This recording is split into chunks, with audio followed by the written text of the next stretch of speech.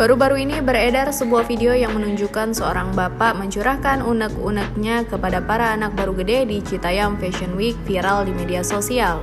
Dalam video yang diunggah akun TikTok @raja_gembel0 tampak seorang bapak yang marah kepada kumpulan ABG di area Duku Atas, Jakarta Selatan tersebut. Di video itu tampak kemacetan yang terjadi di area tersebut karena aktivitas di Citayam Fashion Week. Si bapak dalam video tampak mencurahkan rasa kesalnya kepada para ABG itu. Kekesalan si bapak yang disebut dalam unggahan video sebagai warga sekitar itu mendapat dukungan dari warganet di laman sosial media. Tolong dikasih jalan.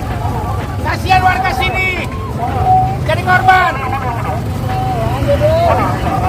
Pinggir sebentar. Kasihan bang, warga sini bang. Mau makannya aja susah bang.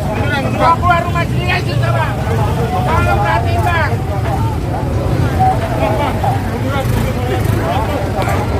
Terima kasih sudah nonton. Jangan lupa like, subscribe, dan share ya.